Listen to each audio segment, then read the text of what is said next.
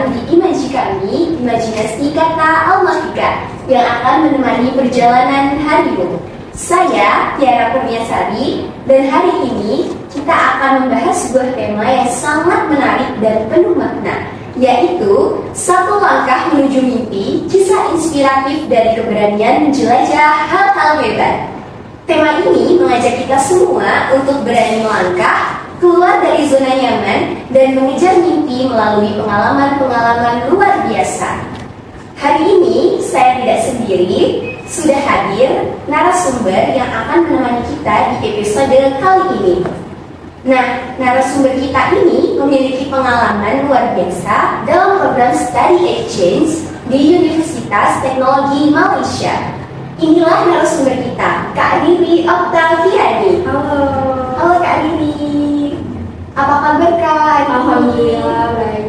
Alhamdulillah. Sudah makan siang belum nih Kak? Sudah. Alhamdulillah. Oh iya Kak, kakak ini kan ikut studi exchange ya? Iya betul.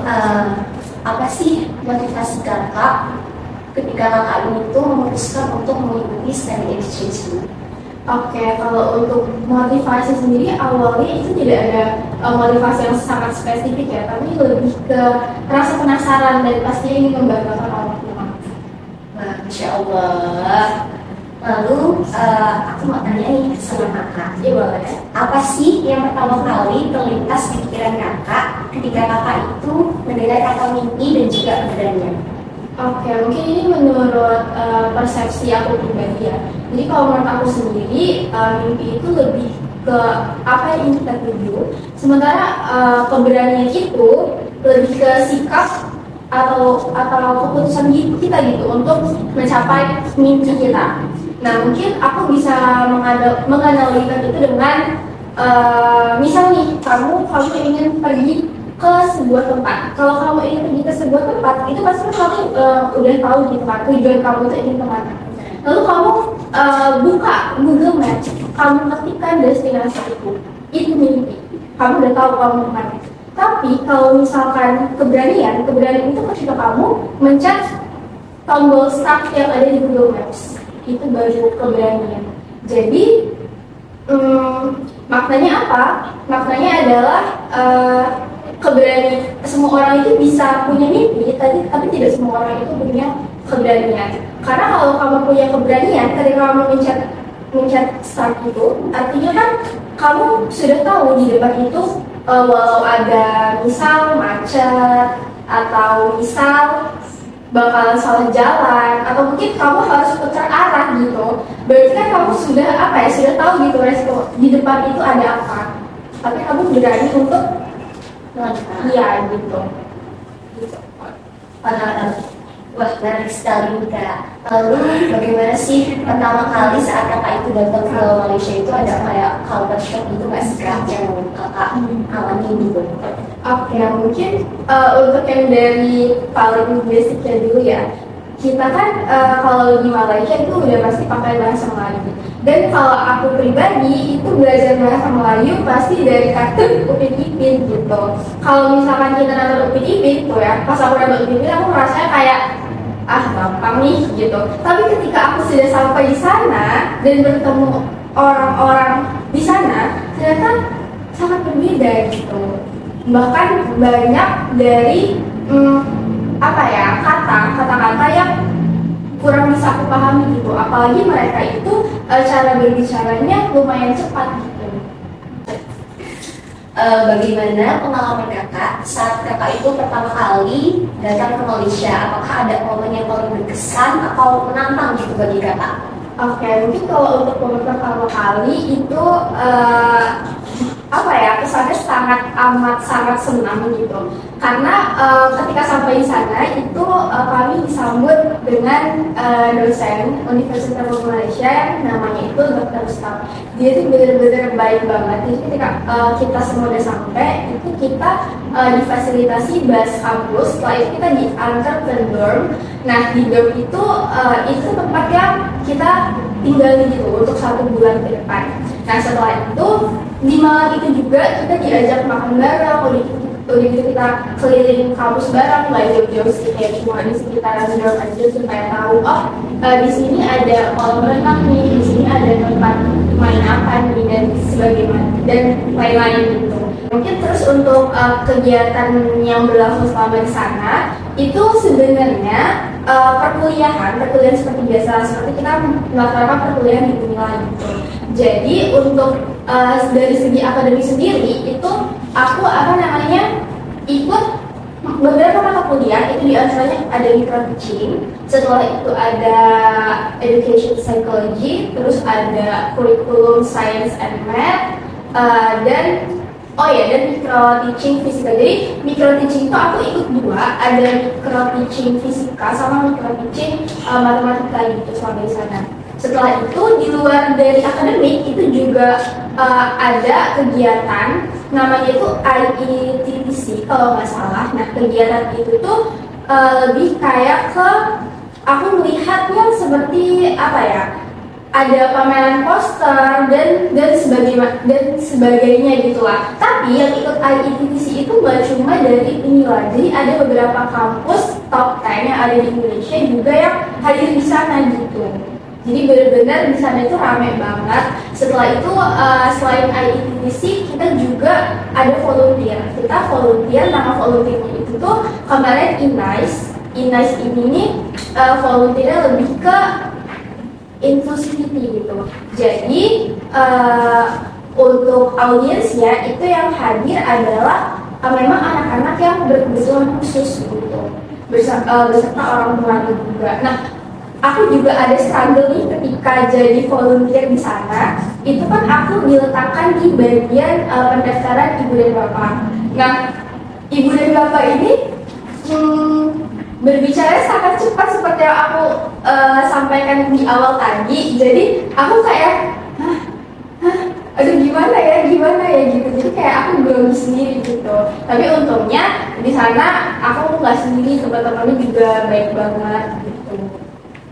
Gitu sih.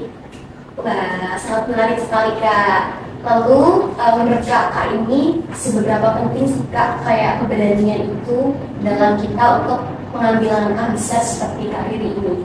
Kalau menurut aku keberanian itu sangat penting ya, karena aku melihatnya kalau misalkan sejauh ini ya dari pemahaman aku, seperti tadi kan aku menganalogikan dua mindset. Kebanyakan dari orang-orang itu dia nge-stuck di melihat peta, melihat di depan ada macet atau tidak, melihat terlebih dahulu di depan kira-kira nanti aku salah jalan atau enggak. Padahal seharusnya kalau misalkan kita mau memulai itu kita nggak perlu nunggu kondisi di depan itu ideal dulu atau tidak, karena biasanya tujuan itu tuh akan punya jalan yang lebih jelas kalau misalkan sudah kita mulai lebih dulu, kita sudah jalan terlebih dulu, itu baru akan kelihatan jelas gitu.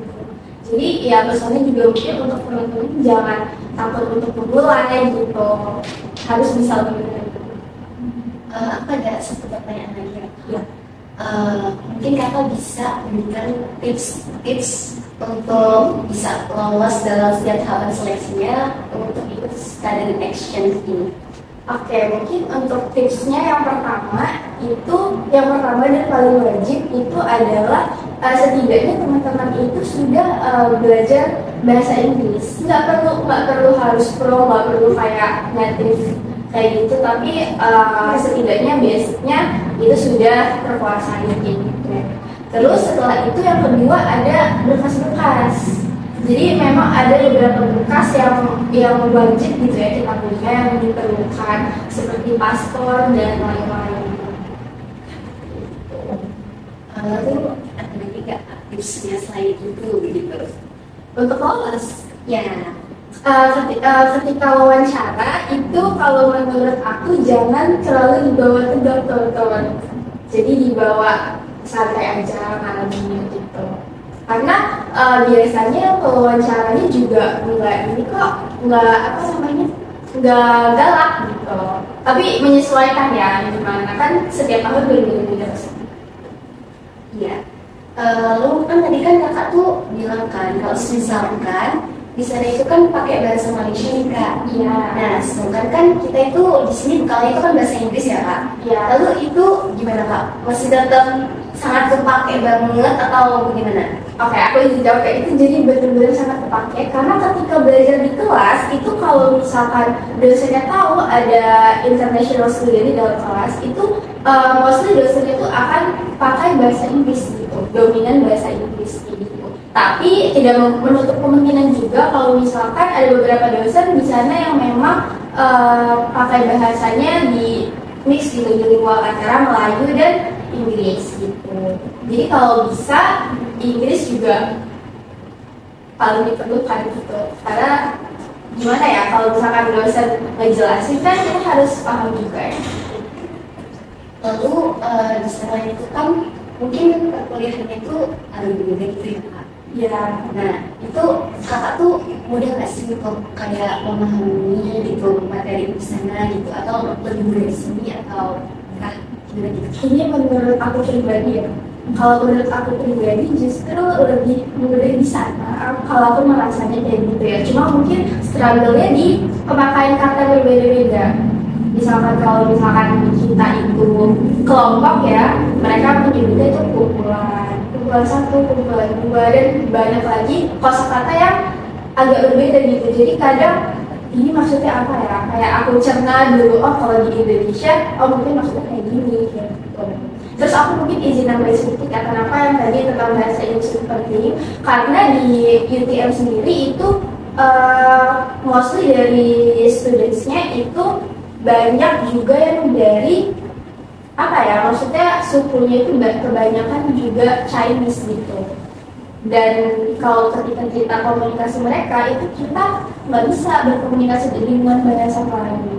Mereka bisa, tapi better Inggris gitu. Karena kalau misalkan aku pernah komunikasi sama mereka gitu ya, ternyata bahasa Melayu aku kan juga kurang ya, namanya juga cuma belajar dari kartu PDP gitu. Dan itu jadinya misinformasi gitu. Aku bertanya apa, ternyata dianya mengartikannya lain kayak gitu. Tapi ini in way positif ya, maksudnya bukan hal-hal negatif gitu.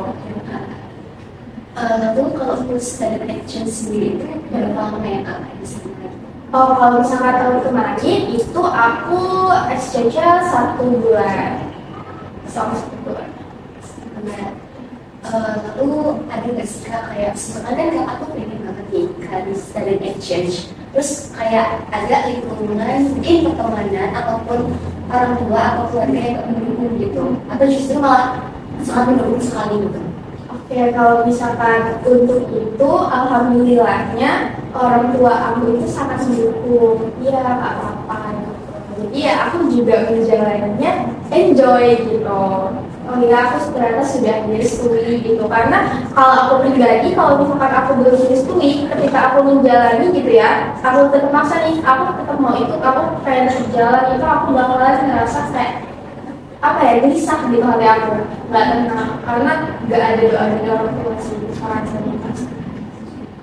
Lalu tadi itu kan ada kayak sebuah tantangan juga ada ini. Nah, gimana sih cara Kakak itu buat mengatasi tantangan itu gitu? Oke. Bisa mengatasi itu. Jawabannya adaptasi itu tadi gitu. Jadi aku mungkin hari pertama aku emang kayak deg-degan gitu ya, tapi dan nggak paham, tapi hari berikutnya aku mulai membaca situasi, membaca gimana habits mereka setiap harinya di kehidupan sehari-hari. Setelah itu, oh kayak misalkan tadi aku bilang tantangan terbesar aku itu masalah kosakata ya.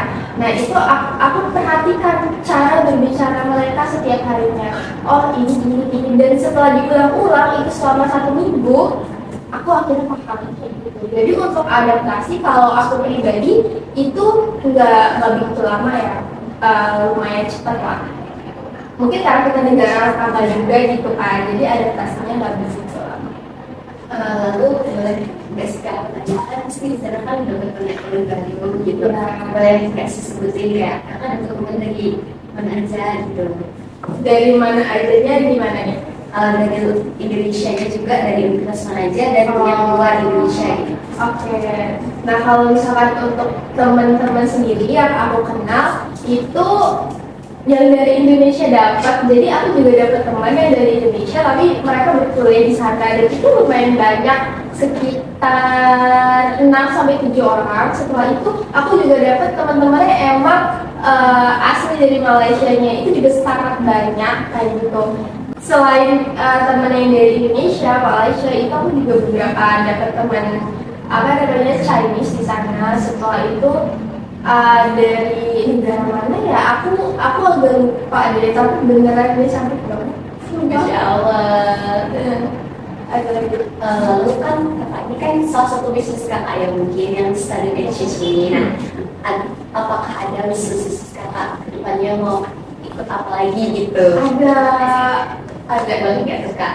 Oh, Spill. buat planning ya jadinya ya. Iya. Oh boleh. Jadi rencananya untuk planning sendiri aku kan pertukaran sudah ke checklist nih. Setelah ini aku rencananya ada kayak pengen ikut daftar apa namanya beasiswa unggulan, karena sampai saat ini aku belum pernah tuh sekalipun ikut daftar beasiswa. Nah harapannya diterima. Setelah ikutan beasiswa unggulan aku juga pengen magang.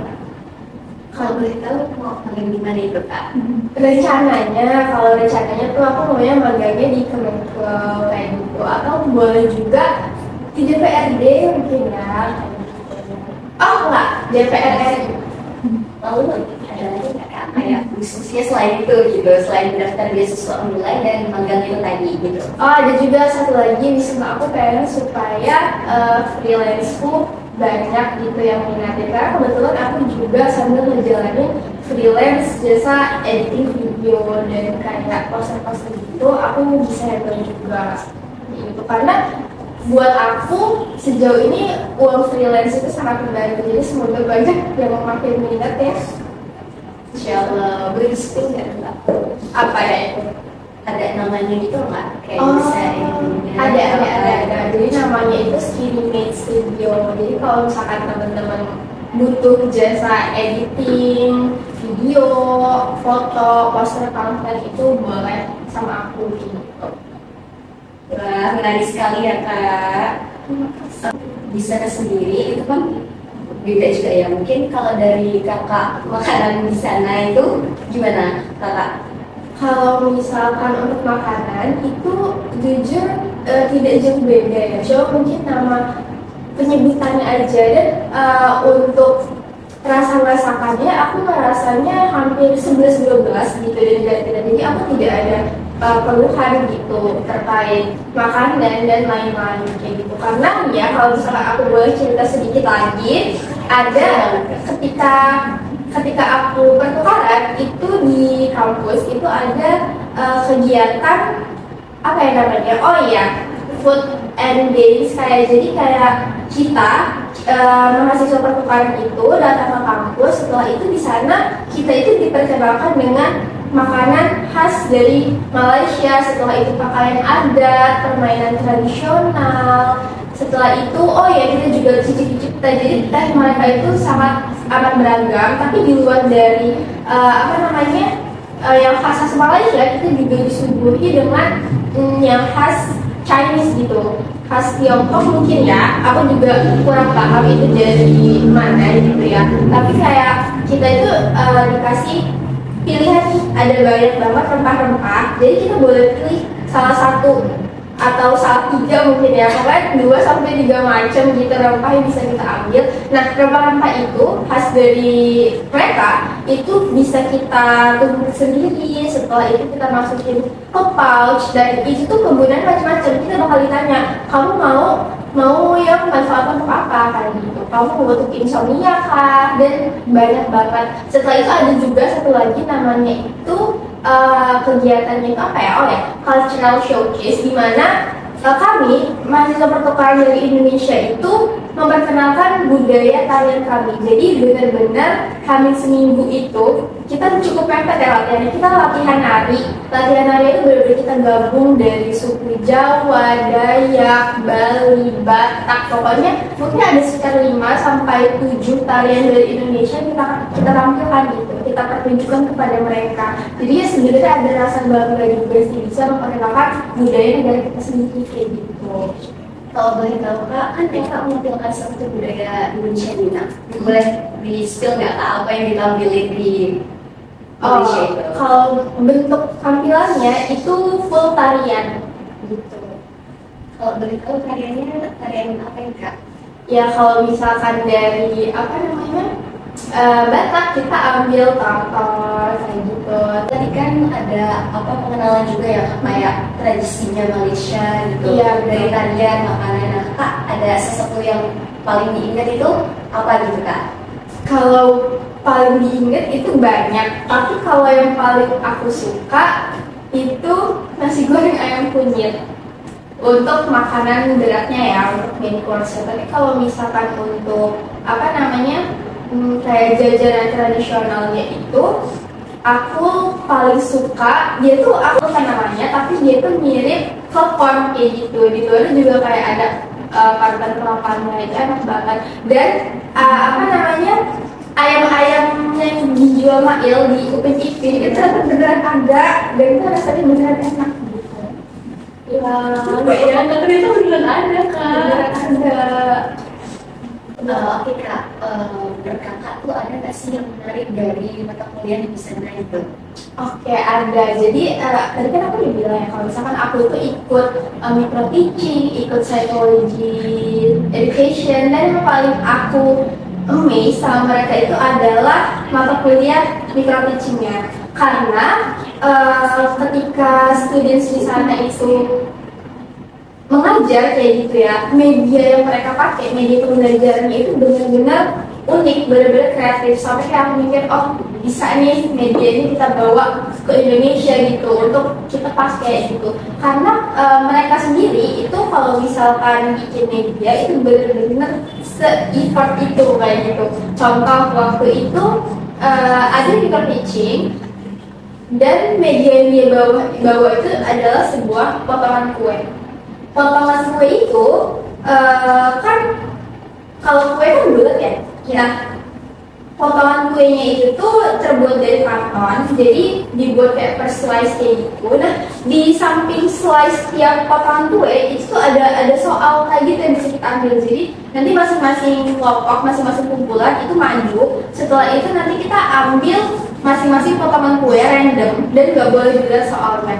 Nah, nanti ada kertas yang kita ambil juga. Nah, kertas itu isinya apa nih? Misal isinya freeze, pokoknya kayak ada tantangan-tantangan gitu. Kalau misalkan kita dapetnya freeze, berarti selama 1 menit ke depan itu kita nggak boleh mengerjakan soal. Jadi misalkan kumpulan lain sudah selesai mengerjakan, kita belum. Nah gitu, kita harus apa ya? Sebenarnya diskusi kayak gitu. Terus ada juga yang bawa media pembelajarannya itu berupa kayak catur-caturan gitu. Pokoknya mereka menganalogikan materi itu tuh kayak menurut aku out of the box aja. Yang kayak aku nggak kepikiran nih kalau misalkan aku menganalogikan atau mengibaratkan dengan ini, tapi mereka bisa, oh mereka kok bisa ya kepikiran sampai itu, brainstormingnya gimana ya gitu. Gitu sih. Wah, menarik banget Kak. Nah, aku mau nih Kak, jadi kasih pesan sama para pendengar semua itu kayak supaya mereka ini tuh berani melangkah maju untuk meraih mimpi mereka semua ini Kak. Oke, mungkin yang pertama itu lagi jangan takut. Yang kedua itu perbanyak berdoa, karena kalau misalkan aku pribadi itu merasa doa itu bikin aku jadi gak takut melangkah gitu. Selama ada Tuhan gitu ya, pokoknya Tuhan akan membantu gimana langkah kita ke depan. Jadi ya jangan lupa berdoa, jangan lupa belajar yang pasti, karena ya doa tanpa usaha ya apalah itu kan. Wah, luar biasa sekali cerita dan inspirasi yang sudah dibagikan hari ini. Semoga apa yang kita bahas bisa memotivasi teman-teman semua untuk berani melangkah dan mengejar mimpi. Karena pada akhirnya mimpi tidak akan terwujud tanpa langkah pertama yang penuh keberanian. Nah, untuk teman-teman yang ingin bertanya terkait student exchange ataupun hal lain kepada Kak Riri, mungkin boleh DM Kak Riri di Instagramnya. Boleh disebut Kak Instagramnya? Boleh dong. Jadi Instagram aku itu @kirei.hia, KIREI.SH. Nanti teman-teman boleh cari. Boleh lihat di bawah ini ya teman-teman. Untuk teman-teman juga yang ada saran ataupun ide untuk dibagikan selanjutnya, boleh banget komen di kolom komentar. Saya Tiara Kurniasari pamit undur diri. Sampai jumpa di podcast selanjutnya. Tetap semangat dalam meraih mimpi. See you, Pink Fans!